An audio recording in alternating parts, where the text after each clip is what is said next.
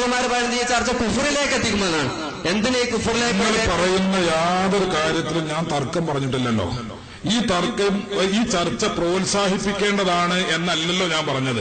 SSFകാരാണെങ്കിലും SYSകാരാണെങ്കിലും ഏത് മുസ്ലിങ്ങളാണെങ്കിലും ഈ ചർച്ച പ്രോത്സാഹിപ്പിക്കപ്പെടേണ്ടതല്ല എന്ന് പറഞ്ഞിട്ട് സ്വഹാബത്തിന് റസൂലുള്ള ആ വിഷയം തടഞ്ഞ കാര്യവും ഞാനിവിടെ പറഞ്ഞു.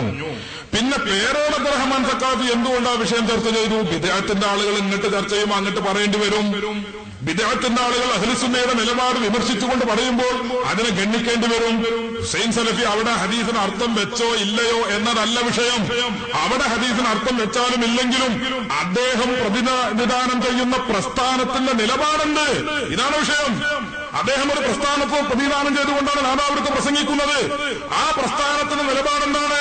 അള്ളാഹു ഇറങ്ങി വരുമെന്നാണ്, അള്ളാഹുവിന് കൈയുണ്ടെന്നാണ്, അള്ളാഹുവിന് കാലുണ്ടെന്നാണ്.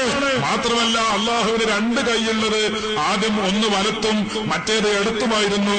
ഇപ്പൊ അള്ളാഹുവിന് രണ്ട് കൈയേ ഉള്ളൂ, അത് രണ്ടും വലത്താണ്. ഇടത്തെ ഭാഗത്ത് അള്ളാഹ്ക്ക് കൈയില്ല എന്നാണ് സക്കറിയ സലാഹി അദ്ദേഹത്തിന്റെ പുസ്തകത്തിൽ എഴുതി വെച്ചിട്ടുള്ളത്. 2000-ന് ശേഷം എഴുതിയ പുസ്തകമാണത്. 2000-ന് ശേഷം എഴുതിയ പുസ്തകത്തിൽ രണ്ട് കൈയുണ്ട്, പക്ഷെ രണ്ടും നേരത്തെ ഉണ്ടായിരുന്ന വലത്തും ഇടത്തുമായിരുന്നു. പിന്നീട് വഹാബിസം അതിന്റെ പിളർപ്പിന് ശേഷം അള്ളാഹുവിനെ ഒരു ഓപ്പറേഷന് വിധേയമാക്കി. അങ്ങനെ അള്ളാഹുവിനെ രണ്ട് കൈയും വലത്തെ ഭാഗത്തേക്ക് മാറ്റി ഫിറ്റ് ചെയ്തു എന്ന രൂപത്തിൽ പച്ച മലയാളത്തിൽ എഴുതിയിട്ടുണ്ട്. ഇത് ജനങ്ങളെ ബോധ്യപ്പെടുത്തേണ്ടത് അഹ്ലുസുന്നയുടെ